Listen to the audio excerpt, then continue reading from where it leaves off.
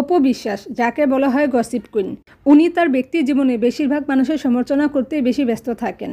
তাই তো অপু বিশ্বাস বুবলিকে উদ্দেশ্য করে বলেন, যখন সিনেমার প্রচারে গিয়ে অভিনেতা আফরান নিশো শাকিব খানকে নিয়ে নেতিবাচক মন্তব্য করেন, তখন বুবলিকে মুখে শোনা গেল তার প্রশংসা।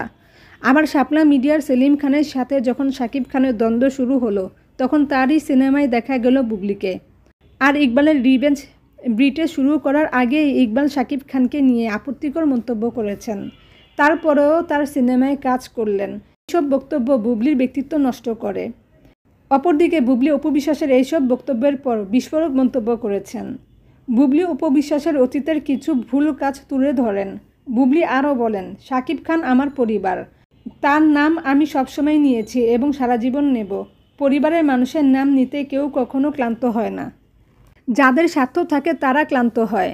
অপু বিশ্বাসকে উদ্দেশ্য করে বলেন, যে মহিলা এসব বলেছে সে কে, যিনি ছাগলের 3 নম্বর বাচ্চার মতো সবসময় তিরিং বিরিং করেন, নিজের মতো বানানো নানান মিথ্যা রচনা করেন সারাক্ষণ।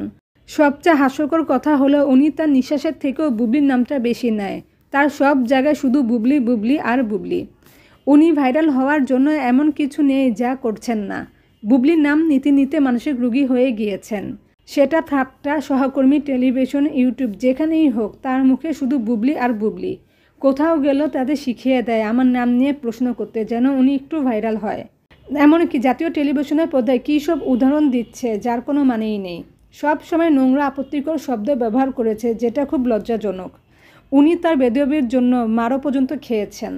প্রিয় দর্শক, আপনারাই বলুন, ঝগড়ায় কে সেরা, অপু বিশ্বাস নাকি বুবলি? কমেন্ট করে জানাবেন।